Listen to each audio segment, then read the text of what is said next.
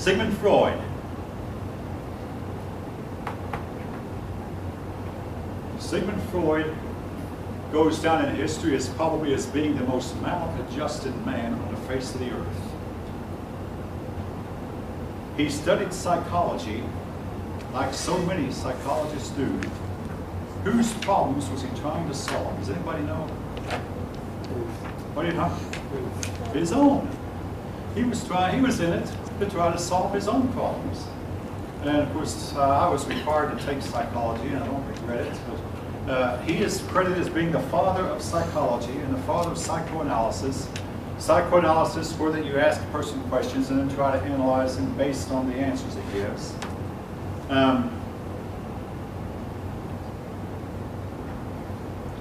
He believed that dreams are a big part of our dreams and the subconscious. He believed also that what influences we had in childhood carry with us all of our life. Now, folk, I want to state, any of you want to comment, again, you can. But Sigmund Freud taught us to blame our mothers for all the problems we have in life. And I guarantee if you do that, you'll get nowhere in life. At some point, you've got to take responsibility and say, I am my own person.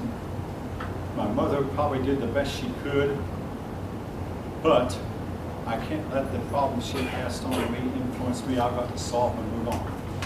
Hopefully I'm making my point. Every one of us had something wrong with us in our childhood, and there's something wrong with every one of us, no exceptions.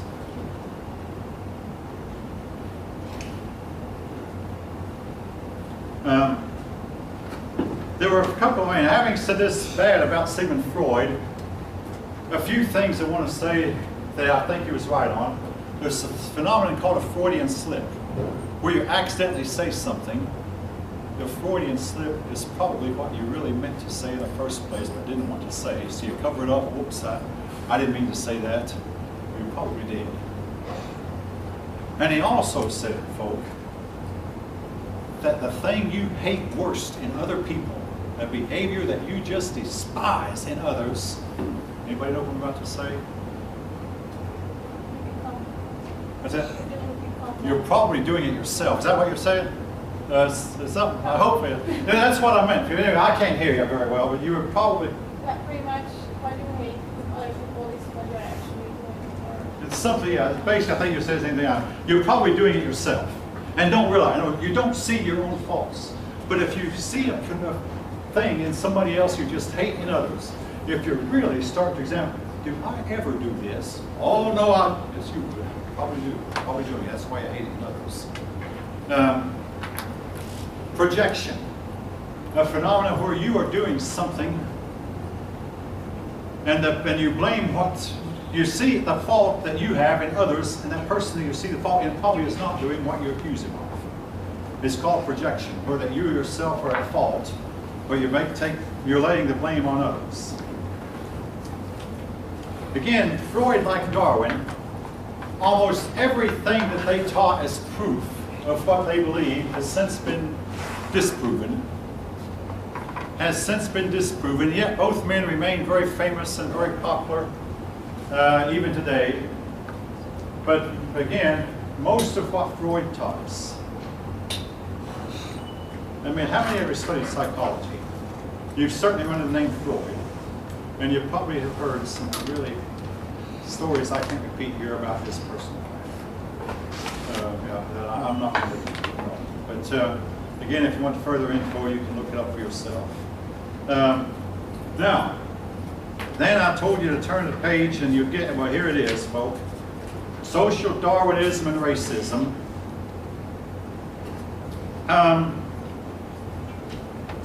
Other men who were followers of Darwin began to state that we should not help the sick because the sick were inferior anyway, and what we should do is just let them to rot, and that way we would enhance the species because only the well would survive and the sick would perish. Now, the people of India have lived by this philosophy for many thousands of years. Recently, due to outside influence, they changed this, but the idea that on the sick, the poor, it's their own fault, it's because they're inferior that made them poor to begin with, therefore we should not help the poor, and I hope that you don't go out here and say that I said this. I'm only quoting Darwin's followers, and no, I don't believe a word of what I've just said.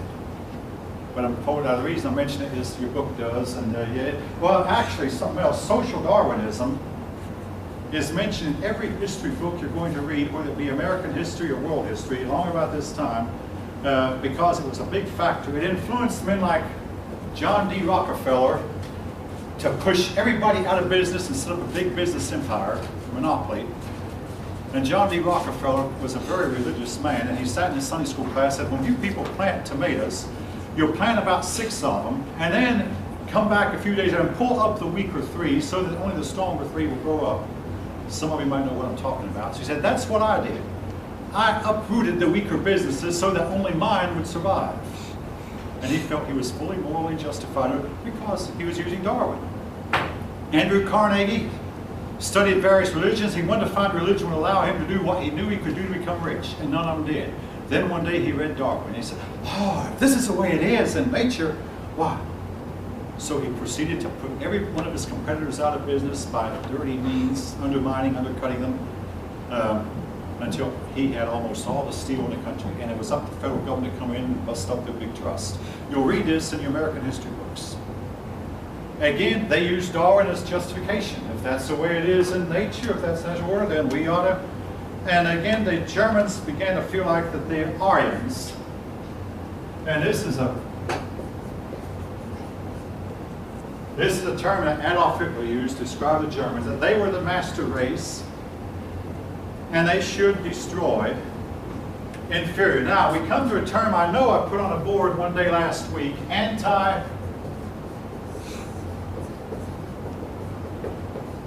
remember us talking about it last week? Anti-Semitism, what's it mean? Hatred of Jews. Hatred of Jews. Again, anti-Semitism, folk, was to result in the Holocaust, but for the moment it led to the Jews becoming Zionist. The word Zionist means we want to go back to Israel and start a homeland in Israel. This movement really gained impetus as a result of the Holocaust. And if I could go back in time and say, Mr. Hitler, do you know that as a result of what you're doing, the Jews are going to set up a homeland in Palestine and fight off their enemies? He might have been very upset at me. But he believed it. In fact, when Hitler was dying, they asked him, do you have any regrets? He said, yes, I have one regret. There were still Jews in the world. He had that one regret.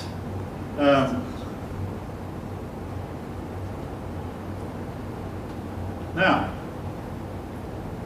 here is what was really so pathetic and bad. For centuries, the Jews had flooded to Eastern Europe, thinking Eastern Europe would be a haven for them. As they were driven out of Spain by Queen Isabella, as they were driven out of England by a king named Edward III, I believe, as they were driven out of France, they kept moving toward Germany and Poland and Russia. And what this did was set them up for the Holocaust that came later. When Hitler took over Poland, and he took over Germany first, took over Poland, he found 70% of Europe's Jews, actually the book says 70% of the world's Jews were living in that part of the world, Germany, Poland, and Russia. And he was able to round them up. I mean, after all, you might say Hitler didn't take over Russia. No, he took over the eastern part of it where most of the Jews were. And he occupied eastern Russia for a few years before the Russians eventually drove him out. He rounded up all the Jews he could find, not only in Germany, but throughout Eastern Europe, and destroyed them. All this was where this was to lead. And again, I don't see this word here, so I won't mention it. The word to get rid of Jews is called a pogrom, P-O-G-R-O-M, but I don't see this word here. So, and the place where Jews lived after themselves in the cities was called ghettos. Yeah, I mean, we had ghettos in our country where we put the black people. I'm talking about 40, 50 years ago. Blacks tended to live in ghettos.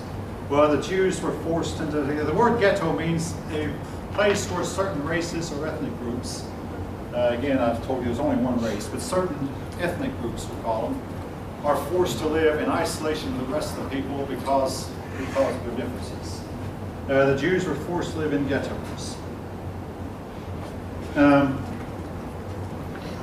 A few Jews did migrate to Palestine, but they found that they were not very welcome there. But eventually this was to lead to the Zionist movement that came later.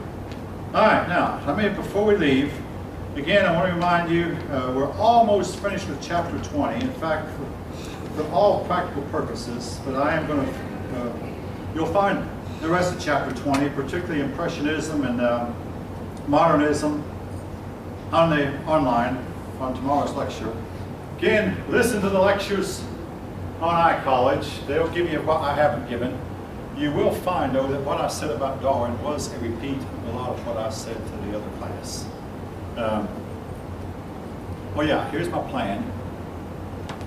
On Wednesday, we'll go on to chapter 21.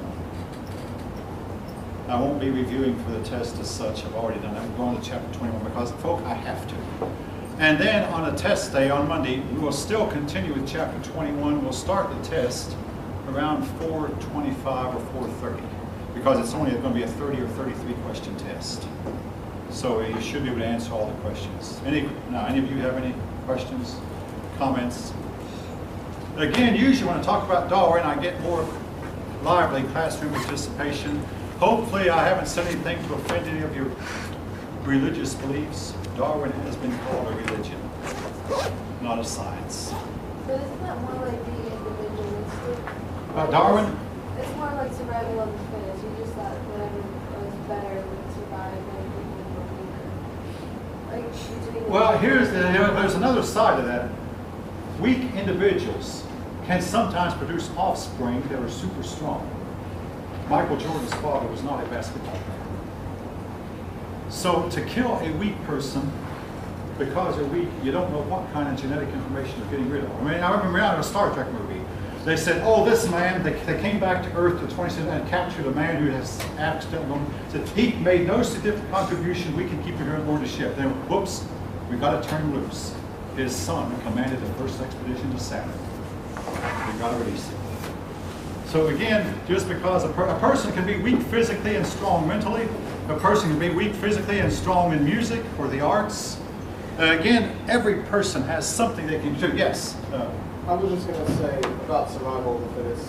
Yeah. It doesn't mean, survival of the fittest doesn't mean the person who is most fit will survive. That's what I pointed out. It means whoever fits most in their environment will survive. If you take take a crocodile and a squirrel. Yeah. Most people consider the crocodile to be much stronger than the squirrel, much smarter than the squirrel. It's a predator and all that. Yeah. If you take a crocodile, put it in your backyard in a cage, it's going to die. You put a squirrel back there, it's going to climb out. So the squirrel will survive, the crocodile will die. The crocodile might, if you feed him, he'll live. The thing about it though, the point I was trying to make with the rabbits, a lot of this is just a matter of sheer luck and chance. The best rabbit has a 0.101 chance of surviving. An ordinary rabbit has a 0.1, and a weaker one has a 0.099. A lot of it's sheer chance. Now, if a poisonous snake comes in on a nest of rabbits and starts eating the young, the most fit is not going to survive any better than the weak. It's chance, sheer chance, blind chance, and not necessarily fitness. Okay, hopefully you've tried to make your point. I respect you for that. Thank you.